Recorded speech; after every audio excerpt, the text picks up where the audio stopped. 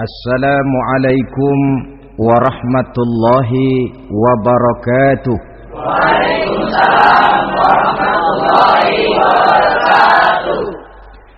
Bismillahirrahmanirrahim. Alhamdulillahi rabbil alamin. Wassalatu wassalamu ala ashrafil anbiya'i wal mursalin, Sayyidina wa maulana Muhammadin wa ala alihi wa sahbihi ajma'in, amma ba'du. Saudara-saudara hadirin, ma'asyiral muslimin rahimakumullah. Salah satu dari rukun iman yang 6 mengajarkan kepada kita untuk beriman dengan adanya hari akhirat. Hari yang dimulai dengan kehancuran alam ini, yang dalam istilah kerennya disebut the last day of the world, di mana air laut tumpah ke darat, planet-planet bertabrakan, gunung meletus, bumi gempa, lalu semua yang bernama hidup mati. Terjadilah kebangkitan setelah mati itu dalam kehidupan yang disebut kehidupan akhirat. Pada kehidupan akhirat itu Allah jelaskan dalam surah Abasa ayat 34, Yauma yafirrul mar'u min akhihi wa ummihi wa abihi wa sahibatihi wa banihi likulli imri'in minhum yauma idzin sya'nun yughnih. Hari di mana setiap orang akan lari dari saudaranya, dari ibunya dan bapaknya, dari istrinya dan anak-anaknya. Setiap orang pada hari itu disibukkan oleh persoalannya sendiri-sendiri. Sehingga sangat boleh jadi hari itu orang tua tidak lagi sempat memikirkan anaknya. Seorang suami tidak lagi sempat memikirkan istrinya. Seorang teman pun tidak akan sempat memikirkan teman. Tiap orang sibuk dengan persoalannya sendiri-sendiri untuk mempertanggungjawabkan kegiatan hidupnya ketika di dunia ini. Dalam keadaan semacam itu, di mana orang disibukkan dengan persoalannya masing-masing, ada 7 golongan manusia yang mereka tenang-tenang saja. Orang lain bingung, mereka kalem. Orang lain kepanasan, mereka mendapat keteduhan. Siapa mereka? Inilah yang akan kita jadikan pembicaraan pada pertemuan kita kali ini. Bersumber dari sebuah hadis di mana bersabda Rasulullah sallallahu alaihi wasallam, Sab'atun yuzilluhumullahu yawma la zilla illa zilluh. Ada 7 golongan manusia, kata beliau, yang di akhirat nanti akan langsung mendapat perlindungan dari Allah. Padahal hari itu tidak ada lagi perlindungan selain perlindungan Allah. Sehingga lantaran Allah langsung yang melindungi mereka, maka mereka tidak merasakan lagi kepanasan akhirat. Mereka tidak lagi merasakan kebingungan. Mereka tidak lagi disibukkan oleh persoalan, lantaran mereka langsung dilindungi oleh Allah subhanahu wa ta'ala. Siapa gerangan yang 7 orang ini? Marilah kita lihat satu persatu dengan harapan mudah-mudahan kita termasuk salah satu di dalamnya. Amin ya rabbal alamin. Manusia pertama yang langsung mendapat perlindungan dari Allah, kata Nabi, imamun adil, pemimpin yang adil. Siapa sih pemimpin itu dan apa artinya adil? Saudara hadirin, Secara umum yang dinamakan adil ialah at-tawassut bainal amraini. Orang yang pandai mengambil sikap jalan tengah dari dua persoalan yang dihadapinya. Biasanya tidak berat ke kiri, juga tidak berat ke kanan. Itu yang disebut adil. Orang yang tidak hanya sekedar bisa menuntut kewajiban dari seseorang, tapi juga bisa memberikan hak kepada orang itu juga disebut adil. Lalu pemimpin itu siapa? Setiap kita adalah pemimpin. Yang besar kecilnya kepemimpinan kita bergantung kepada apa yang kita pimpin. Dan sudah barang tentu bahwa setiap pemimpin akan dimintakan pertanggunggan jawab dari apa yang dipimpinnya. Seorang pemimpin yang adil, dia menaungi orang-orang yang dipimpinnya dalam kehidupan di dunia ini. Pantas kalau di akhirat nanti Allah langsung menaungi mereka. Oleh karena itu, pemimpin merupakan suatu amanah. Jabatan di samping dia merupakan amanah juga merupakan nikmat. Dan nikmat itu akan bergantung kepada pandai atau tidak kita mensyukurinya. Beberapa contoh dalam sejarah bisa kita lihat. Seorang bernama Umar bin Abdul Aziz. Pada saat beliau secara aklamasi dipilih menjadi pemimpin, menjadi presiden, ucapan yang pertama keluar dari mulutnya, Inna lillahi wa inna ilaihi raji'un. Coba bayangkan ini. Dipilih jadi pemimpin, diangkat jadi presiden, bukan alhamdulillah, malah inna lillahi wa inna ilaihi raji'un. Kenapa? Dia anggap jabatan itu adalah amanah. Menyia-nyiakan amanah berarti khianat, dan khianat ini adalah dosa besar. Pantaslah kalau Allah Subhanahu wa taala memperingatkan, nikmat bisa saja berubah menjadi azab kalau kita tidak pandai mensyukurinya. La in syakartum la azidannakum wa la in kafartum inna azabi lasyadid. Kalau kamu pandai bersyukur, aku tambah nikmatku. Tapi kalau kamu tidak pandai bersyukur, kamu ingkar, kamu lupakan nikmat Allah, awas, azabku amat pedih, kata Allah. Jadi berdasarkan logika dari ayat ini bisa kita katakan orang kaya. Ada orang kaya enggak di sini? Banyak. Ada orang kaya enggak? Yang kaya tolong dengerin. Orang kaya itu bisa masuk surga karena hartanya.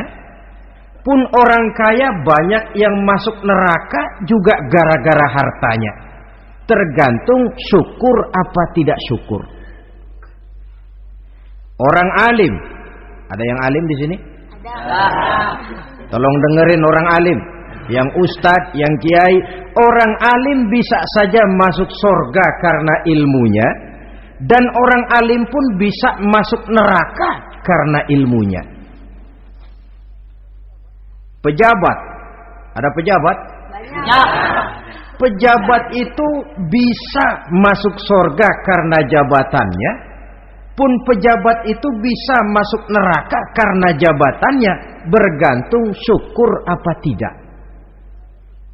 Kalau ada orang kaya, hartanya didapat dari jalan yang halal, berusaha menurut yang disyariatkan oleh Allah, lalu hartanya itu tidak cuma untuk ditumpuk 7 turunan, namun juga berfungsi sosial.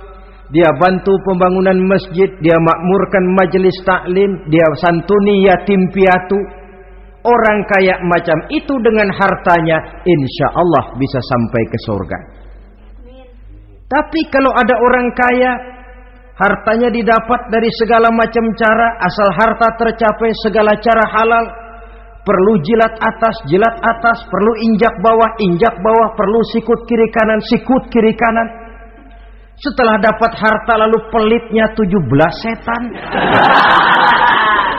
Tidak mau zakat, infak, apatah lagi sedekah.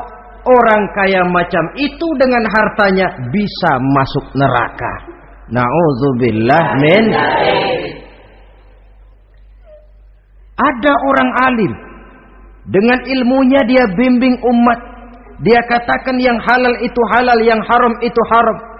Dia katakan yang hak itu adalah hak, yang batil adalah batil. Dia tidak peduli apapun resikonya. Orang alim semacam itu dengan ilmunya bisa sampai ke surga.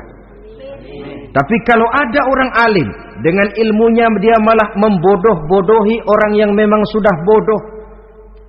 Yang halal dibilang haram, yang haram dibikin remeng-remeng.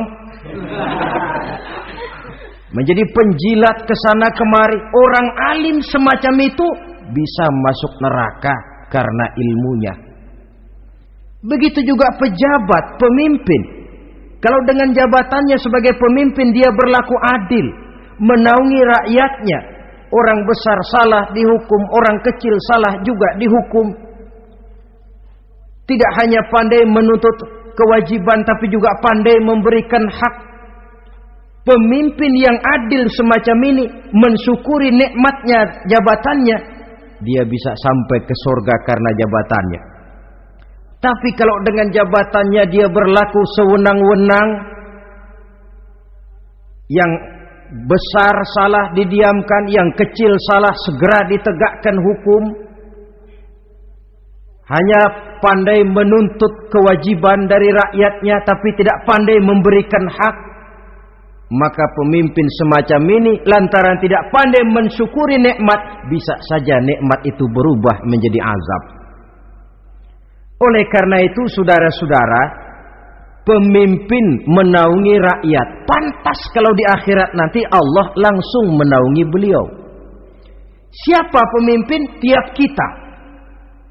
Bapak pemimpin di rumah tangganya, ibu pemimpin bagi anak-anaknya, Pak Lurah memimpin di kelurahannya, Pak Camat memimpin di kecamatannya, pemuda pemimpin bagi dirinya sendiri, akan dimintakan pertanggungan jawab. Kalian para remaja yang hadir di sini memimpin dirimu sendiri.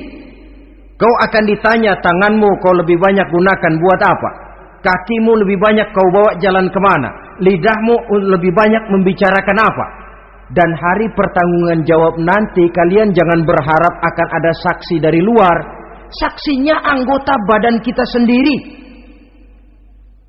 Dalam surah Yasin Allah jelaskan, Al-yawma nakhtimu ala afwahihim wa tukallimuna aydihim wa tashhadu arjuluhum bima kanu yaksibun. Ada kan di surah Yasin? Ayat berapa?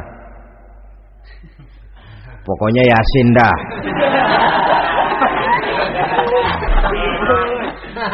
Daripada repot-repot, pokoknya Yasin gitu aja biar urusan lancar. Al-yawma nakhtimu ala afwahihim. Pada hari itu kami kunci mulut mereka. Jadi tidak pandai lagi mulut ini bicara. Wa tukallimuna aydihim, tangan-tangan mereka yang akan bicara kepada kami. Wa tashhadu arjuluhum, kaki mereka akan memberikan kesaksian bima kanu yaksibun, terhadap apa saja yang telah pernah mereka lakukan dalam kehidupan di dunia ini. Hari pertanggungan jawab. Oleh karena itu kalau kita memimpin diri sendiri, berlakulah adil kepada diri sendiri. Nah, lalu masalahnya memang kita mesti adil kepada siapa saja sih? Ada 3 hal pokok yang kita harus berlaku adil. Pertama, adil kepada Allah. Yang kedua, adil kepada sesama makhluk. Dan yang ketiga, adil kepada diri sendiri. Adil kepada Allah artinya apa? Mendahulukan hak Allah daripada kepentingan pribadi. Kalau sudah datang waktu sholat asar misalnya, walaupun sedang enaknya latihan voli, berhentilah dulu sebentar. Sholat kita adil kepada Allah. Adil kenapa? Dalam contohnya dengan sholat misalnya. Sholat itu kan sehari semalam 5 waktu yang wajib. Betul apa betul? Betul. 5 waktu. Lah sholat itu, kalau sholat bagus, taruhlah 7 menit. Kalau sholatnya itu kilat, 4 menit. Ada lagi yang kilat khusus, nggak pakai perangko, 2 menit barangkali selesai. Taruhlah 5 menit kita ambil yang bagus. Kalau 5 waktu kali 5 menit kan cuma 25 menit. Sementara Allah memberikan kita hidup ini 24 jam sehari semalam. Cuma 25 menit diminta untuk ibadah kepadanya. Tidak sanggupkah kita berlaku adil? 25 menit ini untuk menghadapmu ya Allah. Sementara engkau telah memberikan restannya 23 jam 35 menit untuk hidup dalam sehari semalam. Mendahulukan hak Allah daripada kepentingan pribadi. Adil kepada Allah. Adil kepada yang kedua, adil kepada sesama makhluk. Adil kepada manusia, adil kepada binatang, adil kepada alam. Yang kalau prinsip keadilan itu kita langgar akan membawa efek bagi diri kita juga. Manusia sekarang kan tidak adil kepada alam. Misalnya apa? Hutan ditebangi secara liar, gunung-gunung menjadi gundul. Akibatnya ketika turun hujan terjadi erosi, banjir melanda kemana-mana, tanah longsor terjadi. Akibatnya terkena manusia juga kalau mereka sudah tidak menjaga keseimbangan alam ini. Adil kepada orang lain, apakah itu namanya tetangga, teman, keluarga. Dan yang ketiga, adil kepada diri sendiri. Bagaimana pengertiannya? Mata ini punya hak untuk tidur. Begadang terus tiap malam, tidak adil kepada mata. Nah, ini yang ketawanya paling kencang pasti tukang begadang ini.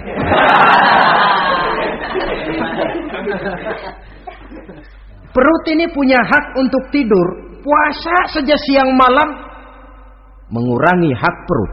Adil kepada diri sendiri. Untuk kehidupan yang akan datang di akhirat, pasti akan kita temui.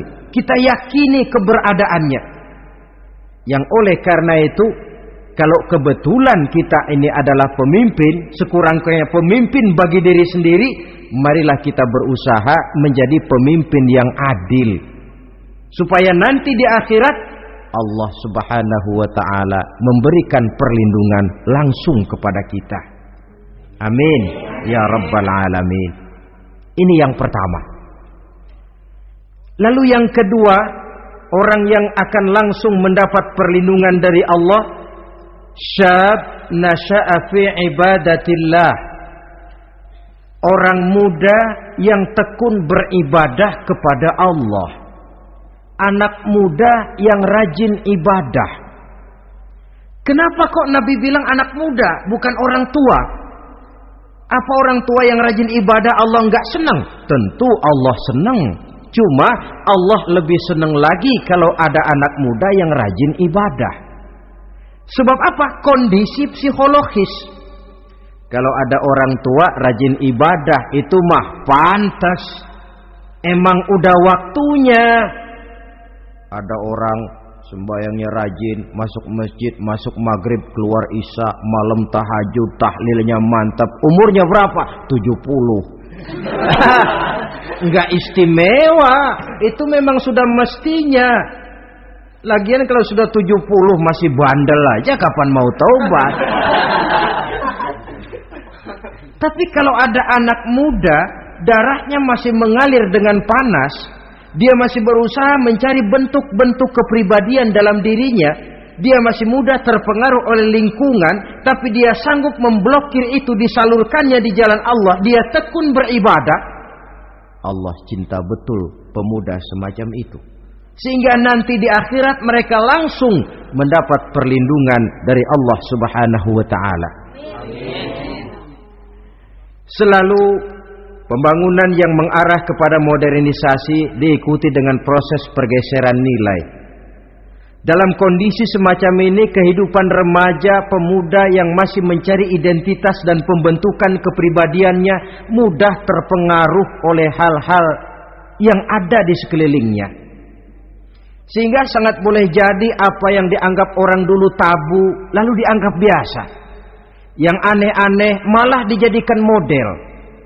Yang dilarang malah nekat diterjang.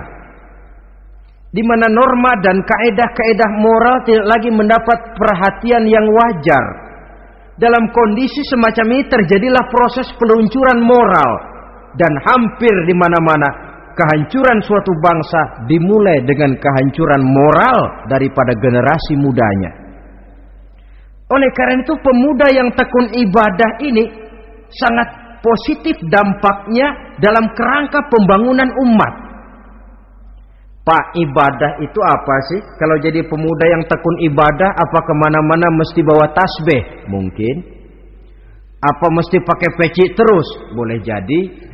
Apa kemana-mana mesti pakai kain sarung? Ya tidak juga. Ibadah kan artiannya luas.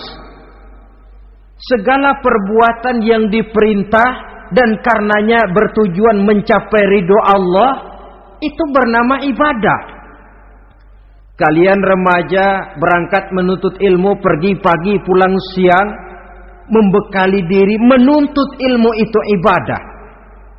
Kalian pulang ke rumah, ibu bapak memerintah taat kepada orang tua, ibadah. Membersihkan lingkungan, ibadah. Bahkan jaga di waktu malam pun kalau untuk dengan niat bismillah, saya jaga malam ini untuk ketenangan rakyat supaya mereka tekun dan tenang melaksanakan ibadah, itu tercatat sebagai amal soleh yang bernilai ibadah. Jadi tidak cuma sekedar sujud, tidak cuma sekedar baca Quran, seluruh aspek kehidupan manusia yang diperintah Allah dan yang bertujuan mencari ridho Allah itu bernilai ibadah. Pemuda yang tekun melaksanakan ibadah kepada Allah. Apalagi terutama adik-adik remaja yang hadir pada kesempatan ini, masa muda itu masa yang paling indah memang. Sampai orang Kulon bilang there is not delightful memorize. Iya, barat itu kan Kulon. Saya lebih senang pakai orang Kulon saja. There is not delightful memorize and then the youth moment. Bahwa tidak ada masa yang lebih indah selain masa muda. Tapi masa muda yang katanya indah itu sebentar. Sebentar sekali. Kalau kita tidak pandai memanfaatkannya dengan sebaik-baiknya, boleh jadi dia akan hilang tanpa sesuatu yang ada artinya buat hari depan. Dan hari depan itu sebagian besar ditentukan oleh masa muda sekarang ini. Karena itu kepada yang muda saya berpesan, pergunakanlah masa muda itu dalam ketekunan beribadah kepada Allah. Ibadah dalam artian yang seluas-luasnya. Jangan seperti pepatah orang itu. Kelapa muda katanya kupas-kupasin, kelapa tua tinggal batoknya. Selagi muda puas-puasin, udah tua tinggal bongkoknya. Iyalah, kalau dipuas-puasin dalam arti yang positif, boleh. Mumpung masih muda, puas-puasin nuntut ilmu. Mumpung masih muda, puas-puasin ibadah. Mumpung masih muda, puas-puasin berbakti kepada kedua orang tua. Puas-puasin dalam artian yang positif, tentu saja bagus. Tapi kalau puas-puasin dalam arti menghambur umur untuk sesuatu yang mubazir, bergadang di pinggir-pinggir jalan, lalu mulai berkenalan dengan morfin, narkotik, ganja, terperangkap oleh budaya-budaya modern yang menyesatkan, terpancing oleh model-model baru yang kelihatannya menarik tapi sebenarnya tidak bermanfaat, entah pada akhirnya akan mendatangkan penyesalan kepada kita saja. Coba, belakangan ini saya dengar di Jakarta akan ada satu festival yang disebut Festival Ngeceng.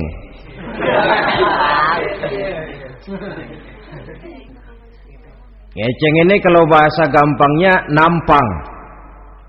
Jadi itu biasanya muda-mudi diri di pinggir-pinggir jalan, pakai kacamata hitam, pakaian warna-warni, rambut dicat sedemikian rupa supaya menarik perhatian. Mereka diri di pinggir-pinggir jalan, nampang, istilah ngepopnya ngeceng katanya. Oh, ini mau diadakan festival, secara langsung atau tidak, festival ini kan mempopulerkan ngeceng jadinya. Yang tadinya orang awam gak kenal, lantaran diangkat ke permukaan jadi terkenal. Kalau sudah terkenal lalu jadi mode. Kalau sudah jadi mode, latahan. Boleh jadi nanti akhirnya ngeceng masuk desa. Bukan cuma sekedar ABRI masuk desa, bukan cuma sekedar koran masuk desa, ngeceng pun bisa saja masuk desa. Banyak saluran-saluran positif yang sesuai dengan kreativitas jiwa remaja, ketimbang mengadakan sesuatu yang tidak ada manfaatnya, ketimbang menghabiskan umur untuk sesuatu urusan yang mubazir. Sedangkan umur bukan jatah gratis tanpa batas waktu. Ada pertanggungan jawab. Umurmu kau habiskan di mana? Masa mudamu kau selesaikan di mana? Itu akan dimintakan pertanggungan jawab. Nah, pemuda yang tekun ibadah kepada Allah, dampak positifnya apa? Dia punya sandaran vertikal kepada Allah. Jiwanya besar, jiwanya mandiri. Dan ini yang kita perlukan. Pemuda yang siap jadi pelopor, bukan pengekor. Pemuda yang sanggup mandiri dan bukan membanggakan keturunan leluhurnya. Kata pepatah, wa khairun nasi dzu syarafin qadimin aqama li nafsihi syarafan jadida wa syarrun nasi dzu khumulin idza fakhartahum zakarul jaduda. Generasi yang baik adalah generasi yang punya kejayaan masa lalu, dan buat mereka sendiri mereka mampu mendirikan kejayaan yang baru. Artinya nenek moyangnya memang orang-orang terhormat, tapi dia mampu mandiri mendirikan kehormatan itu bagi pribadinya.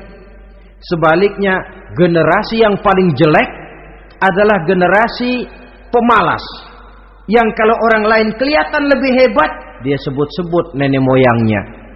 Lu sih belum apa-apa, bapak gua dong. Bapak gua katanya. Lu sih belum apa-apa, om saya dong. Tante saya dong. Kerjanya cuma membangga-banggakan leluhur. Dia sendiri tidak ada apa-apanya. Ini generasi yang paling jelek. Kalau orang kelihatan lebih hebat, dia sebut leluhurnya. Sementara dia sendiri nol nilainya, tanpa ditunjang oleh fasilitas leluhurnya. Pasukan pemuda mandiri macam ini yang kita perlu. Bukan sekedar pasukan pemuda oke bos, kulunuwun, yes sir, yes man, kumaha juragan wae.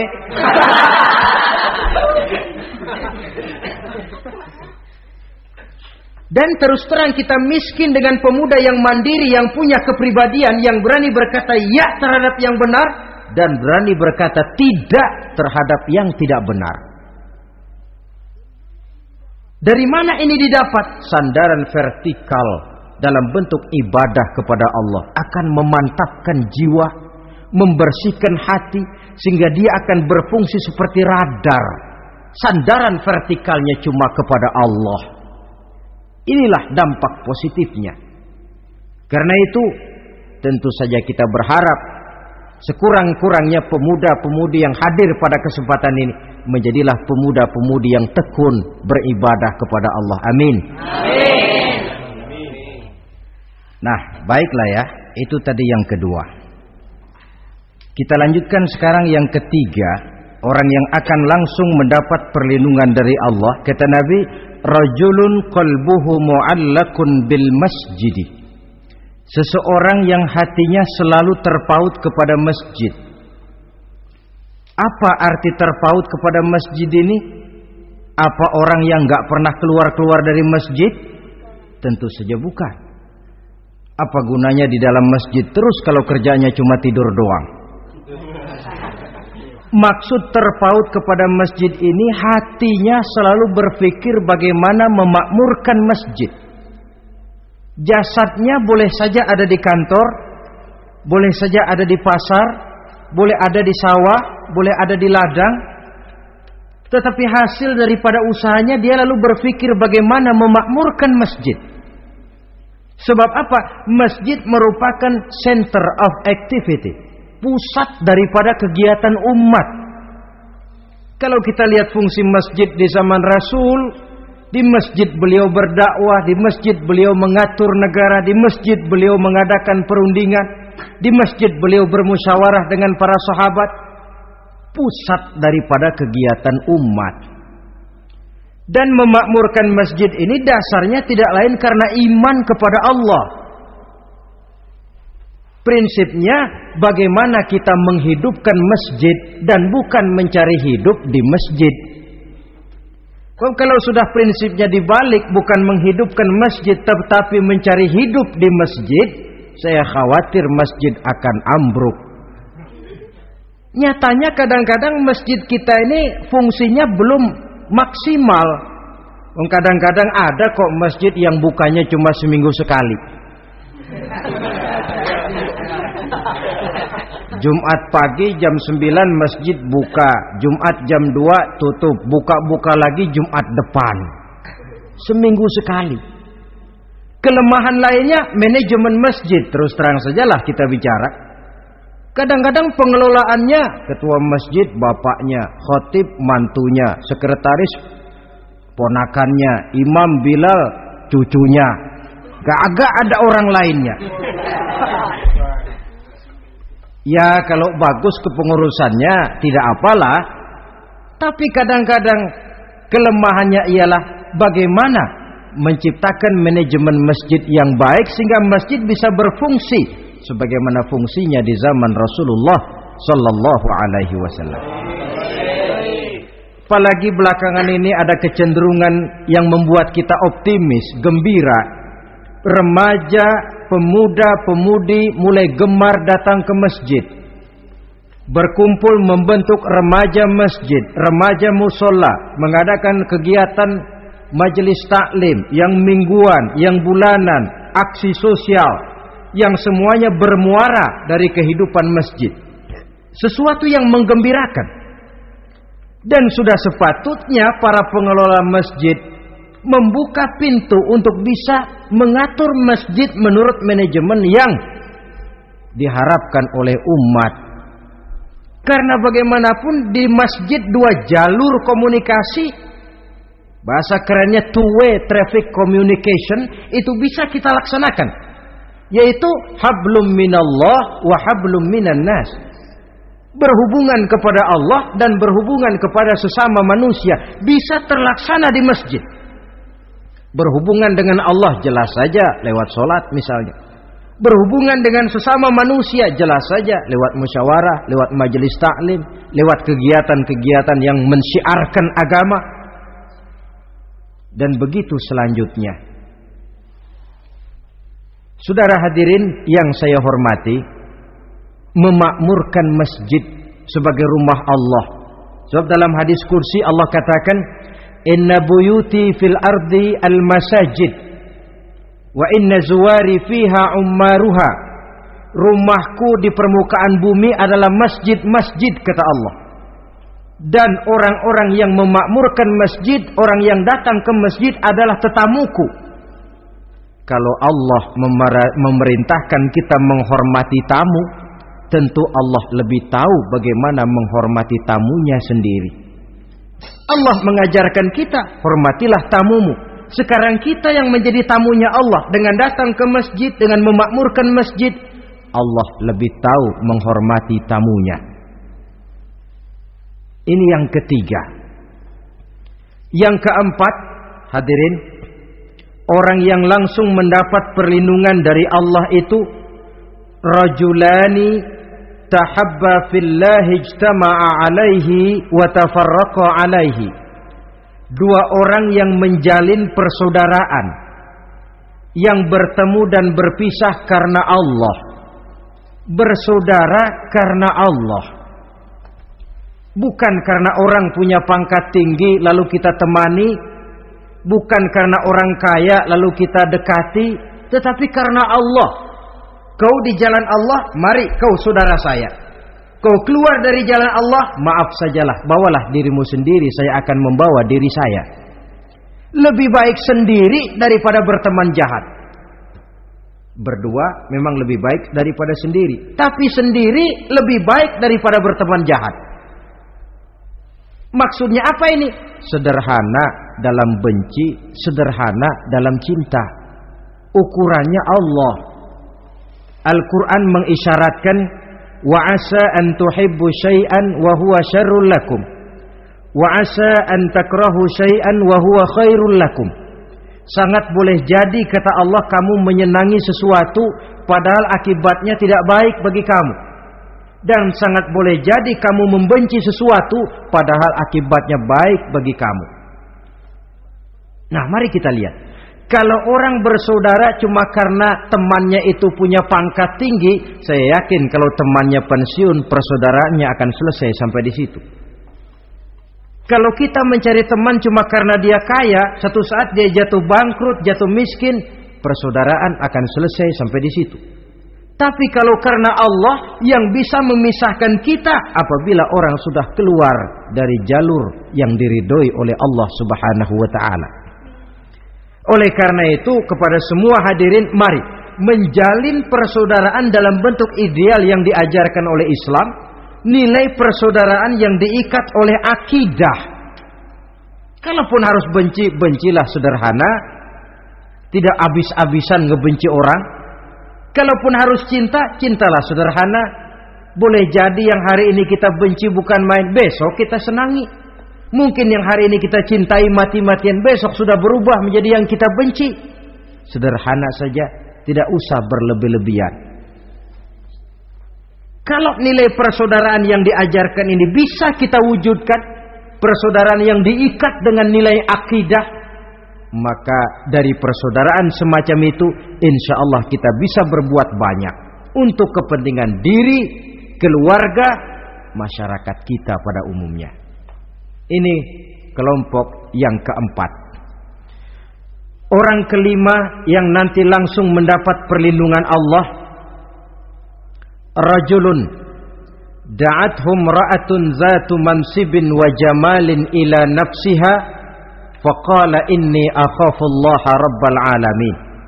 Seorang laki-laki, kata Nabi, yang dipanggil oleh perempuan cantik. Laki-laki normal dipanggil oleh perempuan cantik. Untuk apa? Diajak melakukan perbuatan yang negatif. Tidak ada orang yang tahu. Tempatnya sepi. Apa yang terjadi? Orang ini berkata, inni akhafullaha rabbal alamin. Maaf saja, saya takut kepada Allah. Orang yang bermoral nanti di akhirat langsung dilindungi oleh Allah. Tidak mudah jatuh oleh bujuk rayu. Tidak mudah terpesona oleh wajah-wajah yang menggiurkan. Seperti dalam sejarah yang terkenal itu Nabi Yusuf alaihi salam. Kenal kan Nabi Yusuf? Nabi Yusuf itu bekerja di istana Kitfir. Kitfir ini punya istri namanya Zulaikha. Orangnya cantik. Diam-diam Zulaikha ini rupanya naksir sama Yusuf. Satu hari suaminya tidak ada di rumah, pintu dikunci-kunciin. Setelah pintu semua terkunci, dia panggil Nabi Yusuf, "Hai Talak, Yusuf, sini." Kata Yusuf, "Mau ngapain?" "Pokoknya sini." "Iya, mau ngapain?" "Iya, kayak orang-orang, ngapain sih?"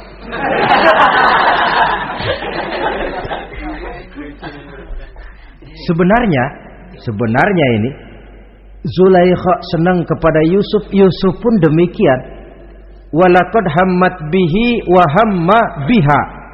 Zulaikha menyenangi Yusuf, Yusuf pun menyenangi Zulaikha. Tapi apa? Walaula an ra'a burhana rabbih.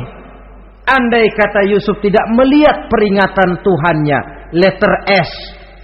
Yusuf, ini bukan pekarangan ente, dilarang parkir di sini. Sehingga walaupun tidak ada yang tahu, tidak ada yang melihat, Nabi Yusuf selamat dari bujuk rayu Zulaikha. Mempertahankan nilai-nilai moral di tengah kemajuan zaman memang merupakan pekerjaan yang tidak ringan. Merupakan pekerjaan yang sangat berat. Akan ada saja cobaan, akan ada saja gangguan yang kita temui di sepanjang perjalanan hidup ini. Tapi sebaliknya, kalau orang sudah tidak lagi menjunjung moral yang tinggi, lalu hidup menurut selera sendiri-sendiri, ya kita lihatlah lahirnya kebudayaan kumpul kebo yang diawali dengan free sex yang mengarah kepada Samenleven alias hidup bersama tanpa nikah. Memang sebabnya boleh jadi macam-macam. Mungkin karena broken home, nggak merasa diperhatikan di rumah, ibu bapak sibuk lalu anak mencari kesibukan sendiri. Mungkin karena tekanan ekonomi dalam kehidupan miskin, lalu ada yang menawarkan kerjaan, tidak taunya malah dilemparkan ke lembah hitam. Mungkin juga karena pengaruh pergaulan dari lingkungan baik-baik lalu berteman dengan yang tidak baik, hanyut ditelan arus pergaulan. Mungkin juga pengaruh kebudayaan yang dia tonton, buku yang dia baca, film yang dia lihat, ikut mewarnai dan membentuk kepribadiannya. Tapi apapun alasannya, satu hal yang jelas, semuanya berangkat dari rapuhnya pegangan orang kepada nilai-nilai agama. Sebab sumber nilai moral yang tertinggi tidak lain agama adanya. Intinya apa? Intinya tidak lain orang yang beragama itu meyakini bahwa kemanapun dia pergi, dimanapun dia berada, Allah selalu melihat yang dia lakukan.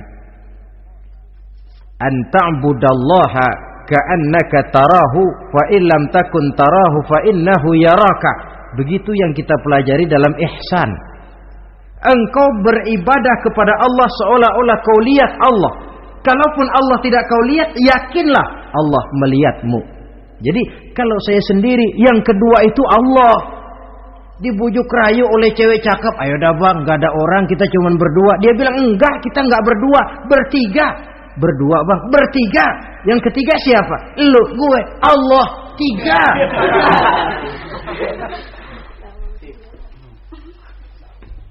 Di kantor mau korupsi dia kasak kusuk, gerasak gerusuk cari apa yang seharusnya menjadi hak orang lain. Tidak ada yang lihat, tapi dia tidak sendiri. Saya berdua. Yang kedua, Allah. Merasakan kehadiran Allah dekat dalam hidup. Nilai moral semacam ini menyelamatkan masyarakat. Pantas kalau orang semacam ini di akhirat nanti langsung mendapat perlindungan dari Allah Subhanahu wa taala. Karena itu terutama adik-adik remaja yang hadir, sebenarnya yang paling mahal dalam hidupmu adalah harga dirimu. Kalau itu sudah terjual dan tergadai, apalagi yang bisa kau banggakan dalam hidup ini? Titel yang berenteng barangkali, harta yang banyak, mobil yang serba berkilat barangkali. Tidak akan banyak manfaatnya kalau sudah dimulai dengan kehancuran daripada harga diri. Tidak ada yang lebih mahal daripada harga diri. Jagalah itu baik-baik. Pelihara nilai-nilai moral. Makin pandai kau jaga diri, insya Allah makin mahal hargamu. Dalam pandangan manusia, lebih-lebih juga dalam pandangan Allah. Pantas kalau pepatah bilang, innamal umamul akhlaqu ma baqiyat, fa in zahabathumu akhlaquhum zahabu. Suatu bangsa akan tegak kalau dia masih punya nilai moral. Bila hancur moral itu, hancur jugalah ketegakan daripada bangsa itu sendiri. Ini yang kelima. Yang keenam, masih dua lagi. Orang keenam yang nanti akan langsung mendapat perlindungan dari Allah, rajulun zakarallaha khalian fafadat ainahu. Seseorang yang mengingat Allah dalam kesunyian, lalu berlinang air matanya. Tengah malam dia bangun, bertahajud dia kepada Allah.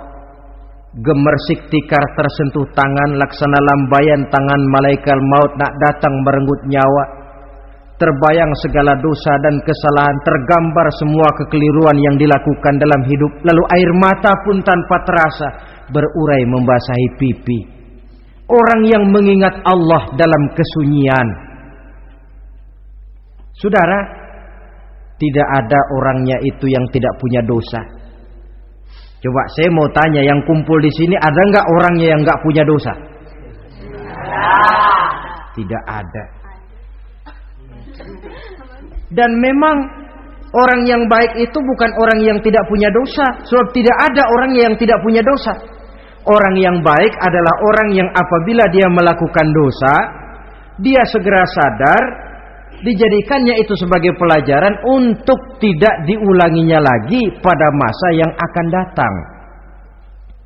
Dengan kata lain, mengingat Allah dalam kesunyian itu artinya bertaubat. Ini kan anak muda sekarang ini kalau diajak bicara taubat, taubat mah urusan 70 ke atas, Pak. Kita ini masih lama. Padahal masalah taubat bukan masalah tua. Masalah taubat adalah masalah dosa, dan masalah dosa adalah masalah manusia sejak dia akil balik sampai dengan kehidupannya yang sekarang. Sengaja atau tidak, besar atau kecil, ringan atau berat, tiap kita mesti mempunyai yang namanya dosa. Allah Maha penerima taubat sepanjang nafas belum sampai di kerongkongan. Jikalau nafas sudah sampai di tenggorokan, baru kita mau melaksanakan yang namanya taubat. Kasihlah itu.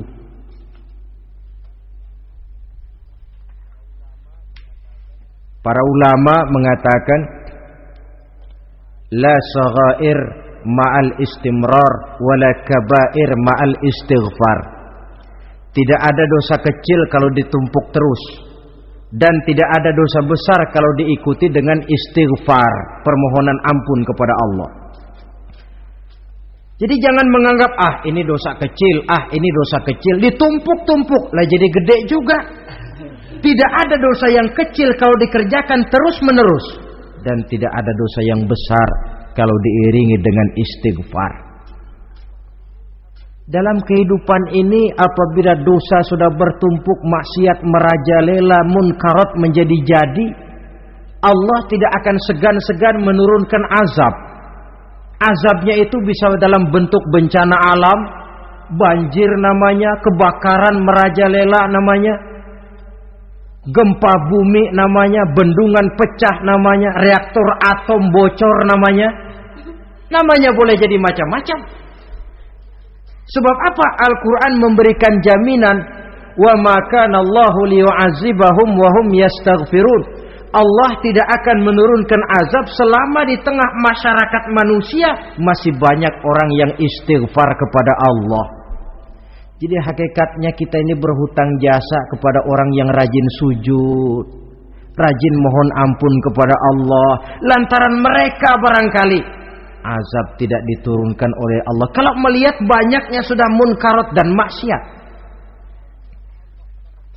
Mengingat Allah dalam kesunyian, tengah malam, waktu yang mustajabah, terutama sepertiga malam yang akhir, situasinya lain. Gak percaya boleh coba lah, nyoba kan gak bayar. Coba kalian bangun tengah malam, tahajud, kalian akan menemukan satu suasana yang lain daripada misalnya kalau kalian sembahyang zuhur tengah hari panas terik di tengah banyak orang. Hati bergetar.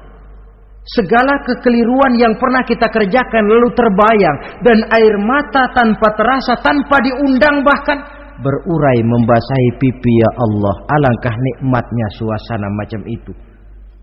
Menciptakan perasaan dekat dengan Allah, terwujud kedamaian batin. Dan ini yang banyak dicari orang sekarang, yang kadang-kadang karena terlalu ingin mencari kedamaian lalu keliru jalan.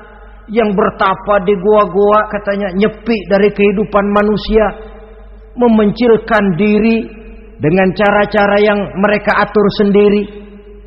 Tidak macam itu. Quran punya resep. Ala inna bi dzikrillahi tatmainnul qulub. Ketahuilah dengan banyak mengingat Allah, hati menjadi tenang, jiwa menjadi lapang, pikiran menjadi damai. Ini resep Islam untuk mencapai ketenangan jiwa. Mengingat Allah dalam kesunyian. Saudara hadirin yang saya hormati, ini aspek daripada ibadah. Jadi dengan kata lain, masalah mengingat Allah dalam kesunyian, mengingat dosa bukan urusan orang tua, tapi masalah manusia. Siapapun adanya, sejak dia akil balik, mesti entah kecil besar, entah sedikit entah banyak, ada kesalahan yang dilakukannya. Karena itu, kalau kita masih diberikan kesempatan untuk hidup, artinya Allah masih memberikan kesempatan kepada kita untuk memperbaiki diri. Nanti kalau sudah sangkakala ditiup, alam hancur seperti yang saya jelaskan di awal tadi, sudah tidak sempat lagi, yang tinggal menyesal. Ada yang meratap lalu berkata, ya laitani kuntu turaba. Dalam Quran, aduh, andai kata kita bisa balik jadi tanah aja dah dulunya, jangan jadi orang. Kalau dulu kita tetap jadi tanah mah nggak tanggung jawab apa-apa. Dijadiin orang sekarang mesti tanggung jawab. Bagaimana ini? Bingung. Ada yang berkata, ma aghna anni maliyah halka anni sultaniyah. Ternyata harta yang saya bangga-banggakan tidak bawa manfaat hari ini. Ternyata jabatan yang pernah saya duduki malah merusak saya hari ini. Tinggal lagi penyesalan karena kelalaian memanfaatkan waktu hidup dalam kehidupan di dunia ini. Karena itu pandai-pandailah membagi orientasi. Ada saatnya kita sibuk tenggelam dalam berbagai urusan dunia, lain saat tenggelam dalam kefanaan dan kesunyian, membekali diri untuk kehidupan akhirat nanti. Sebentar meninggalkan dunia, rekes kepada Allah, mi'raj, naik menghadap Allah, supaya terwujud keseimbangan untuk mencapai fid dunya hasanah wa fil akhirati, kebahagiaan dan kebaikan di dunia maupun di akhirat nanti. Inilah golongan yang keenam, orang yang langsung mendapat perlindungan Allah, yang mengingat Allah dalam kesunyian. Yang ketujuh, yang terakhir, orang yang langsung mendapat perlindungan dari Allah di akhirat nanti, rajulun tasaddaqa bi sadaqatin fa akhfaha hatta la ta'lama shimaluhu ma tunfiqu yaminuhu. Seseorang yang bersedekah lalu dia ikhlas dengan sedekahnya sehingga tangan kirinya tidak tahu apa yang diberikan oleh tangan kanannya. Orang yang pemurah, orang yang menyadari bahwa apapun yang dia punya dalam hidup ini cuma sekedar titipan. Fungsinya lalu seperti keran, menyimpan air tapi untuk disalurkan lagi kepada orang yang memang memerlukannya. Alangkah nikmatnya kalau Allah memberikan kepercayaan kepada kita untuk menjadi penyalur, distributor rezeki. Kalau kita ingat kemari, berpikir ke sini, kita tidak akan sayang lagi. Enak saja yang peras keringat banting tulang cari rezeki saya, sampean datang-datang mau minta. Lah, mungkin rezeki dia tapi lewat tangan kita. Satu kehormatan dari Allah kalau kita dijadikan seperti keran, menyimpan air tapi tidak untuk dirinya sendiri, disalurkannya kepada orang-orang yang memang memerlukannya. Tidak ada orang jatuh bangkrut lantaran bersikap pemurah, dan tidak ada orang jadi kaya raya lantaran dia bakhil atau pelit bin kikir alias medit.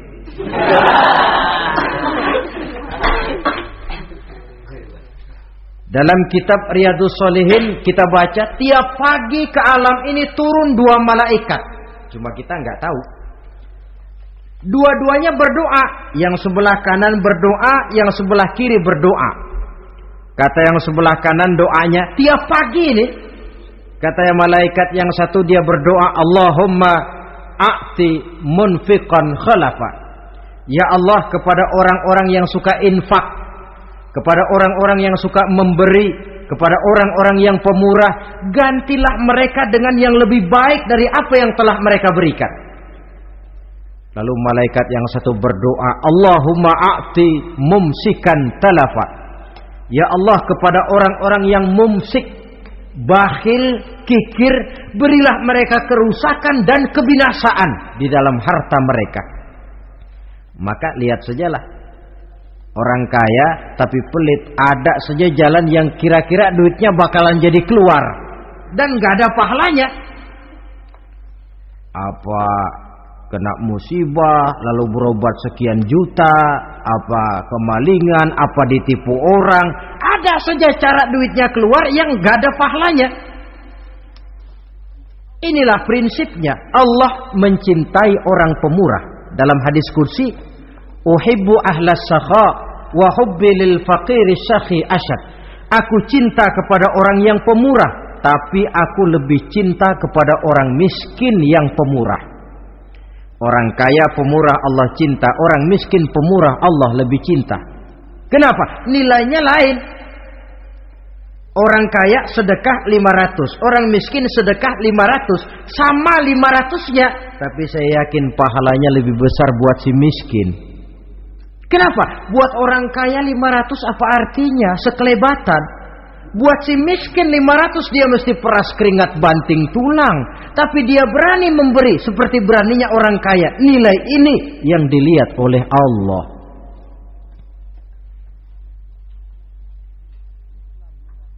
Islam mengakui hak milik pribadi, tapi harus berfungsi sosial. Di dalam harta yang kita miliki itu ada haknya masjid, ada haknya yatim, ada haknya madrasah. Dan Allah Subhanahu wa ta'ala bisa, saya katakan di awal tadi, merubah nikmat menjadi azab kalau kita tidak pandai mensyukurinya. Bersyukur kalau diberikan harta artinya mempergunakan harta itu sesuai dengan kehendak yang memberinya. Allah memberikan harta kepada kita. Apa yang Allah kehendaki? Supaya harta itu berfungsi sosial. Milik pribadi silahkan, tapi berfungsi sosial dalam kehidupan.